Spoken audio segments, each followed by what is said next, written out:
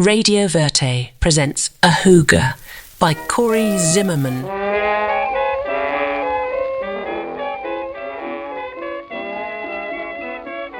Little Bird Blues, Act 3. I can't sleep at night. I can't eat a bite. 'Cause the man I love, he don't treat me right. He makes me feel so blue. I don't know what to do. Sometimes I sit inside and then begin to cry 'cause my best friend said he's left to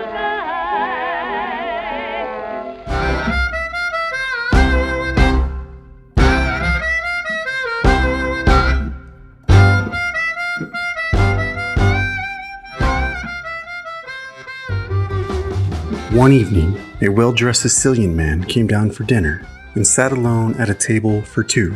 The well-dressed man ordered Cajun shrimp pasta, but Timmons, the waiter, with finely combed-over hair, regretted to tell him, "Sir, I regret to inform you that we are fresh out of shrimp, but may I interest you in our succulent seared steak au poivre, a pan-roasted filet mignon seasoned with peppercorns and topped with a delightfully creamy peppercorn cognac sauce, with a side of pomme frite, crispy fried thin potatoes, topped with roasted rosemary and a garlic herb butter whip." The well-dressed man looked up at Timmons, who wore a champagne towel on his forearm, back as straight as a board. The man's eyes appeared to calculate precisely the amount of force required to snap that board, which was Timmons, right in two, before a shift in tone, as he offered up a softened grin, saying, "Crawfish étouffée, why not?" The well-dressed man ordered a glass of Merlot and a shot of bootleg Red Label Scotch, as 16-year-old Neve sang of memories of lovers gone and of how, in her dreams, the blues kept haunting her nights grown dreary and long, and of how she wants of all people you to remember just as much as life goes on. Meanwhile, a baby grand played a light melody as a player named Tommy danced his lengthy fingers across its ivories. Neve, aka Little Bird, filled out a sleek white satin dress to the nines. She'd come of age over the past good dozen or so to speak, and so spoke those matured curves for themselves. Overall, Little Bird was breathtaking, and those large brown eyes that peered lazily out from behind those heavy lashes were but of a girl. Though in such fanciful guise, she was a woman in her sexful prime, doing her thing, bedazzling the room with a simple standard, though elevated with grace. Though so slight a woman that when she noticed the well-dressed man behind his dish of crawfish étouffée, who had all eyes on her, on those newly minted curves, she closed her droopy eyelids with the timid notion to keep them closed for the remainder of the set. Neve felt awkward, not just for having come into womanhood at just 5'2", and though her proportions from top to bottom and symmetry from side to side were spot on, and not for the spotlight on her, of which she was predisposed, but for the surge of strange energy, which she felt dropped the bottom of her gut out, a surge that nearly ended her set early as she struggled for composure upon rickety knees. When the set had come to a close, it could not have closed quick enough, and as Neve slowly opened her eyes, just enough to see the well-dressed man's gaze, hard, mercilessly, still locked in, she forced herself through the great suffering of his great attention, and through the grinding mix of pain and pleasure, she could not help but sense something different about his male gaze, mainly as compared to the others, those of which she usually side-eyed or ignored altogether. This something about this man in the most general terms, which was to describe something beyond that glare alone, beyond the way he ate her up like a crawfish étouffée, to tell that something somewhere behind or beyond his dark Sicilian eyes was an alluring darkness. An alluring darkness, well dressed in a tailor-made suit of Italian silk, of manners and mannerisms of sophistication, appreciating hungry eyes with taste, an outsized appetite of which he applied restraint, to remain hungry beyond a self-imposed cage of class, of discipline, of strength, a dignity of which when tied in and dosed with darkness, became a tonic of sorts that was alluring to the like of a siren song, calling out from those dark eyes, dashed with a twinkle of Sicilian delight, lively, intelligent, and witty, though as cunningly still as those animals of prey who stalk in the dead of night.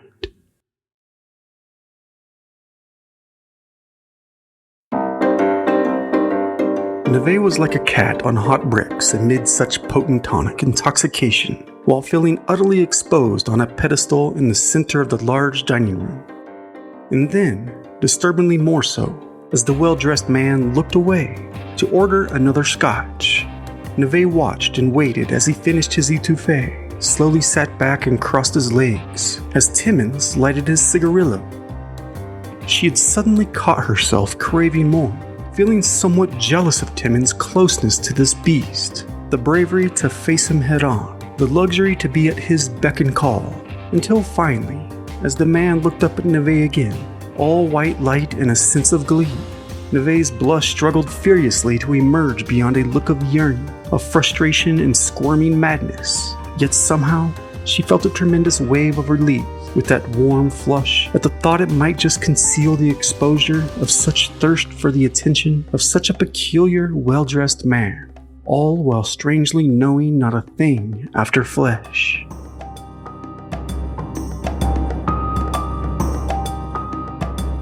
The well-dressed man looked away again, but this round of hormonal squall only lingered enough in Neve's gut for him to put in an order for a beignet for dessert, with a well-refined Cajun drawl, before refixing his gaze with a gentle wave of the young songstress over to his table,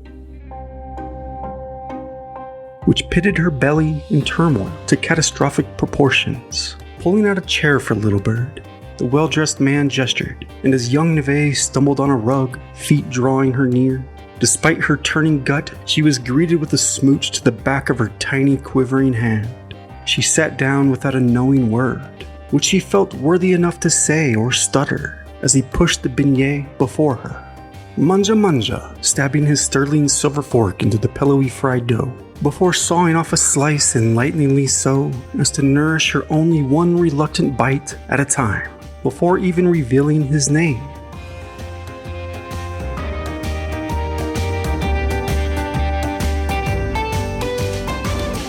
He said his name was Sam just before taking a bite of his own. Much sweeter than this Café du Monde, he said. Your company is a treat that shall chase away the tart. Waiter, du café à la thé, he said, and that he was a businessman from New Orleans. Sam owned the St. Charles Tavern. The St. Charles Tavern, inside the St. Charles Theater, an 800-room gold-service hotel with strings of colored lights along its mezzanine balcony, trees in the lobby rising high above Canal Street, an immense dome, Corinthian portico, and Grecian front, capped by a tall white cupola, second only in size to the dome of the Capitol at Washington. Or so he claimed as Neve chewed on a mouthful of the chewy golden brown donut, confectioner's sugar collected on her chin, as Sam whispered words into her ear, running the back of his fingers down her arm, raising goose pimples down her neck, as she swallowed down its center of sweet cream. The finely dressed man was braggadocious, to say the least, but charming nonetheless, and he relished in giving everything from his dessert and a cup of café à la thé to wash it down, to complement the taste, to compliment her eyes and her sing-song rhythm, though speaking gently in his soft Cajun monotone, only one finger at a time, one bite at a time, one page, one whisper, and one goose pimple at a time, as Sam read Little Bird like a book and knew like a breath how to keep her hungry for more. As I said, Sam was different. He seemed to feed on hunger, and just as Little Bird came to find a groove in her chair, she noticed two men, one a monster of a man, standing tentatively by the door. She wasn't sure how or why she'd missed them before. Still, she spotted their severe attentiveness to not only her mysterious suitor, but to her own every action, just as one of the two McHenry brothers, the younger of the two, Jamie, swiftly approached to whisper something urgent in her ear. Neve gave a long look at the tabletop, a scrutinous stare as Jamie went away, back to whatever hoteler task it had been he had seemed to so immediately depart, leaving Neve to study the salt shaker. Sam shooed his men with little more than a nod, but they didn't step far, just a few feet out of sight. Sam said he's running for mayor, his rather deep, earnest eyes pulling Neve back in for more. "I'm sorry, what?" asked Neve. "You noticed my men," he said, nodding toward the door. "They are quite the encumbrance, but the campaign insists I entertain them." Neve gave into a lovely grin with yet another romantic gesture, one rolling off the back of his hand and fingertip gently removing a flake of dough from her lip. With yet another flush, Neve had seemed to forget it all, whatever it was. She was Little Bird once again, bedazzler by night, and as the moonlight shone through the tall lace curtains, all the distracting intricacies of the tabletop fell away. Sam asked where she was from. The north side, she lied, uncertain why, confident this well-dressed man was used to a lady with a bit of edge. And maybe that's why she lied after all, her mind in a constant state of knotting up and unwinding, a ball of yarn chased about and rolling over and tangling up the silly kitten. That was until they began to chit-chat about jazz.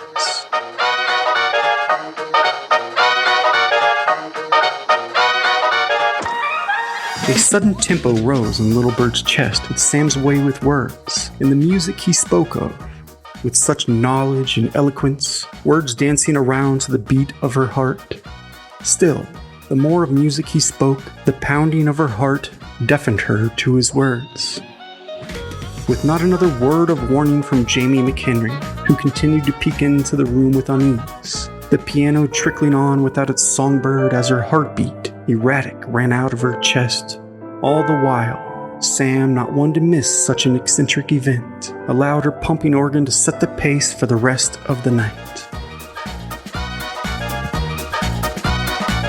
As the hours passed, the room dwindled of its diners, and the music finally died off.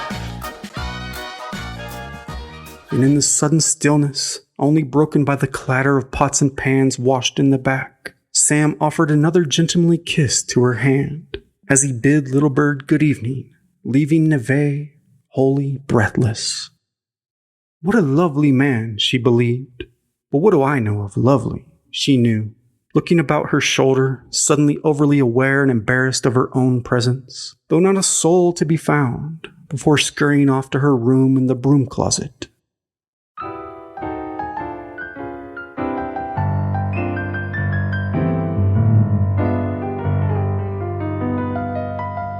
The following evening, Teddy the bellhop delivered an elaborate evening gown to Neve's small room, along with a string of pearls, which again chased off a breath she'd still struggled to seize. As the first few piano keys echoed through the hall, Teddy also hand-delivered Neve a note, an invitation, lobby at 10. "You look magnificent," said Sam as he opened the door of the shiny sedan. A silver ghost, of course. Again, Sam was a different kind of man. Sam, exotic so to speak, and with that slight nod, so graceful, so effortless, the silver ghost drifted off for a ride, cruising the river road in the night. Sam, perfectly tailored in a pinstripe suit, tailored to fit his tall, fit composition like a song. Neve, a princess in her gown, well swept off her feet, still speechless, fallen too quickly for words, fallen short of her own. Sam, confident. Neve quivered in the knees as the moonlight reflected off Sam's eye. Sam, he knew just exactly what to say and where precisely to say it. Neve looked out across the river Mama loved, to see the universe unfold before her, stars shining above as below. Sam, removing his coat to put it around her shoulders, as she gave in to a shiver that ran down her arms. It was a fatherly gesture, touching her deeply as she glanced over at him to thank him. But she was suddenly alone. Had it been all but a dream? She was too quick to think, as she spun round and round, too fast to believe she had gone mad, only to turn but once more to see Sam down in the darkness, down on one knee.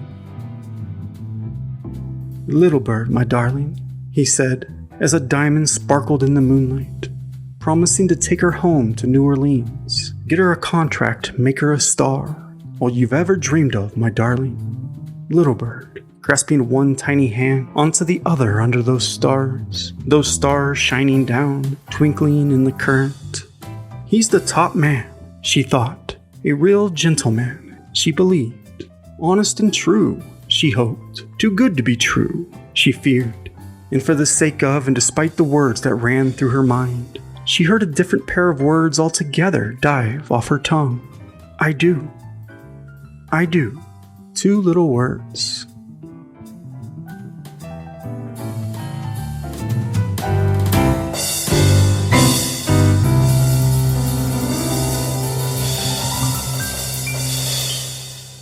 A beat and 2 steps later, stepping back into the sedan, she stepped back out, walked right past Jamie McHenry, packed her few belongings about a whirlwind of farewells and a surprise tsunami of utter disbelief.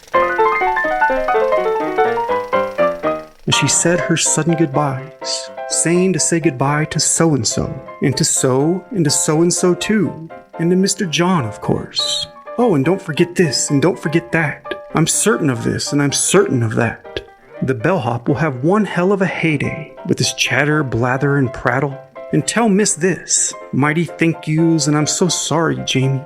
Thank you so much for this and for that, which basically amounted to saving her hide, as she kissed him on the cheek before running back for Sam, the silver ghost rolling away, and that was that, as her waving arm disappeared in the night. The silver ghost, driven by Tony and Sam's other man Marco, a monster of a man and flight engineer, as the silver sedan flew south, drifting along the dark river road. Little Bird looked out at the ever-expanding universe, at a life that had undoubtedly been folded in 2, now open to the limitless sky. Sam reached across to point out a cotton field aglow in the moonlight, a slow draft in through the nose. "Smell that, my dear?" he asked of the quick, brisk air. "That's the smell of money." Time. Time can be urgent. While I have not entirely carried 16-year-old Neve's story along to the present moment, I've plumb run out of time. Time is precious. And Capone has said as much. There's no time to waste.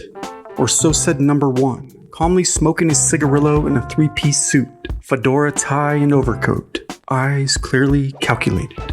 Number 2, identically dressed, straight-backed, motionless, a severe pair of straight lips under a thin mustache, confirming that time is, indeed, precious, with a slight nod.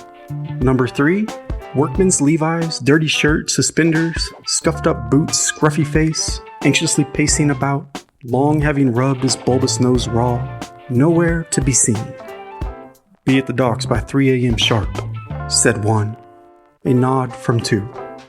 With the mystery room shut down and Rosemary sitting in the pen, the 4 of us, Nick the muscle, short body swung about by long swollen arms, the veteran Jameson, a former merchant marine, Henry the redhead skinny Irish boy, and myself, have been ordered to run barrels of Capone's bathtub gin down the Mississippi on the paddle steamer La Bouchette. "Carmine will be waiting on yous," said 1. And Carmine, well, he don't take too well to stragglers, he warned, 2 confirming with a slight nod. "So if yous don't want to end up in the drink, don't be straggling." "We good?" he asked. "We good," we confirmed. 3 a.m. sharp. We's meets Carmine at the docks, so to speak. Carmine, lieutenant of the Chicago outfit. The 4 of us load Capone's gin onto the La Bouchette.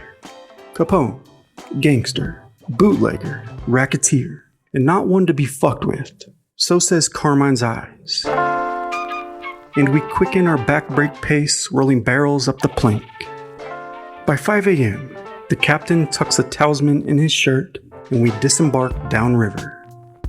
Downriver, dawn illuminates the Mississippi River, the mighty Mississippi, Old Man Muddy, Deep River, my home is over Jordan, and so on and such. And such. Cotton. Endless fields of little white clouds that spread far and wide below an ever-increasing haint blue sky about the vast, unknowable, alluvial valley of muddy waters, as they have gotten to know quite well in the past couple of days, as well as anyone at least, and that may not be many, nor well enough, perhaps. Off on a muddy bank, a sharecropper's shack planted on stacks of stone, just a stone's throw from the waters where the earth is baked dry, its rough-hewn planks grayed by time in a valley that knows not of time, yet is time itself. Its slouching roof shakes curled at the edges like old history books never read, yet left out in the spring rains, and now for the summer sun to dry.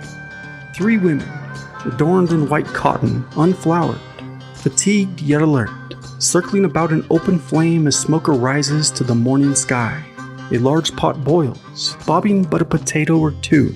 With slender yet mighty hands and a rag about her head, one woman stirs the pot with a long stick as her mother and daughter bathe in sweat and steam. No wind blows, just a stillness along clay shores where no grass grows about their feet. Otherwise, there is only heat. Men, nowhere to be seen, as they are far off with hoes and picks and leased tools, working leased land. A few young boys sit and squat and stand along the river with pant legs rolled, straw hats and burlap shading the rising sun. In the warming hue shimmering off the horizon, their dark-skinned bellies, sandy toes below and before limp-shaven poles hooking for a crappier carp, to be thrown into the pot, bobbing only but a potato or two. The land, raw, earthen, isolated, transforming into a mysterious bottomland forest of hardwood, where a man and his boys swing an axe to sell off cordwood to this first passing steamboat of the day.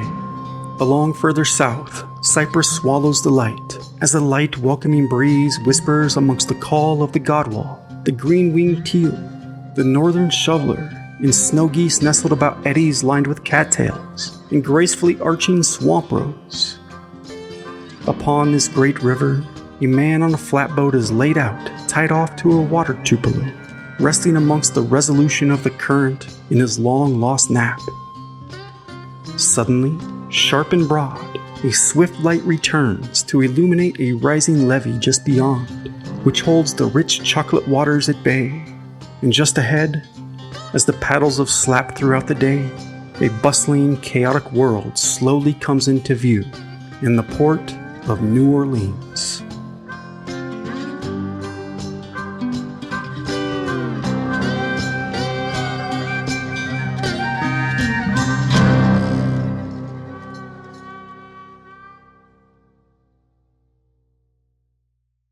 Meanwhile, 20-year-old Little Bird sleeps in the back of a brand new silver Ghost, cruising the deep south along the river road. Her husband Sam, by her side, has cut her Chicago tour short, as Commander Remington continues to amass his impressive record. Little Bird awakes as the sedan pulls into the port of New Orleans, a buzz, a beat, as the Ghost meanders and zigzags through barrels circled by mountains of sugar, cotton, coffee, bananas, and $silver Sam's Jamaican rum, which waits to be loaded aboard the dock steamboat we've disembarked. Dark-faced roustabouts cadence a rhythm of dock songs, as an army commanded by pale, suit-clad men wearing fine hats, with greed in their green eyes, shout and direct with bamboo canes, orchestrating a train of horse-drawn wagons and dusty double T's, who have only stopped to take heed of the passing Ghost, and that familiar pair of $silver eyes peering out from within, and with a nod, they continue their score. Neve watches from the back as the cargo is delivered to the captains, or to provide every cloud of cotton about the 5 fingers spreading from this callous palm. The Ghost cruises out of the port, past the French market, as magnolia blossoms float through the rich air with the scent of gumbo, for the Canal Street Depot, where the 5 of us wait for a quick bit of business with Sam, as Carmine puts it. But only 2 men approach the whole 5 of us standing on the platform. They introduce themselves as Tony and Marco. Tony saying he came a long way from nothing. Tony, a generic gangster. Marco, a monster of a man. Marco, with a scar on his left cheek, steps aside as Silver Dollar Sam, dressed to the nines, steps forward, seemingly out of nowhere. Carmine shakes hands with Sam as Marco, who stands a good foot 8 inches taller than Carmine, grunts. Carmine says something to Sam, something about a several-day trip, and he appears to be out of shape and unhappy, and I begin to worry. He speaks in that Italiano-Chicago blend, as Silver Dollar Sam, the Sicilian Creole, speaks with words the like I pray nightly I could conjure up with my pen.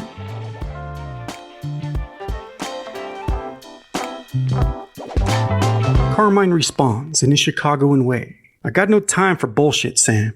You and Al made a deal. Let's go back to the port, to the rum, so that we can get this shit straightened out. As Sam speaks quietly and calmly out of earshot, Carmine shouts, That cocksucker prick! And he turns to Nick, the muscle, saying, Get the luggage, as Sam strolls away with a gait that I examine, until Marco steps forward, extending his hand. Carmine cringes at the thought, but embraces Marco's large hand for good measure, or whatever is left of it. As Tony says, Sam has a message for Al, just as 2 New Orleans police officers approach. Tony and Marco walk off the platform, as one of the officers says to our crew, You fellas know the drill. We are frisked down. I'm clean, but several pistols are produced by the others, and one of the coppers sticks the guns in his own belt, saying, They clean. Tell Al we said hello, said the other, and we sorry he didn't have the balls to come himself. We make eyes with one another, unsure what to do next. As the copper says, We hopes next time y'all can stick around and see the sights, but you got just enough time to catch that next train back to Chicago. And with a nod, the copper holds out a few tickets for Carmine. Here, it's on us, for the inconvenience. To hell with Sam, says Carmine, just as the silver ghost rolls by with a nod from Sam in the back seat. And it's now that I see a pair of large brown eyes. I know those eyes. I realize. As Little Bird spins all the way around on her knees to watch out of the back window of the ghost, now pulling away.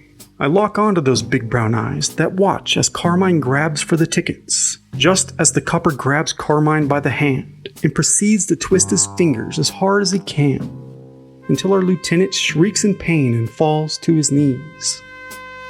I hear the high-pitched agony, but I can't look away, not until I lose sight of her eyes.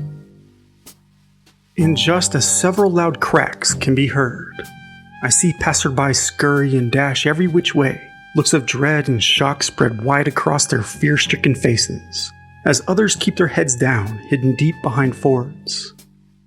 How's about a late lunch, my darling? Sam asks Little Bird, who has spun back around in her seat, staring over at him with wide, muddled eyes. Butter-bombed oysters, says her husband vivaciously. Her husband, street boss of the Cosa Nostra crime family. Fresh from the Gulf. You'll love him.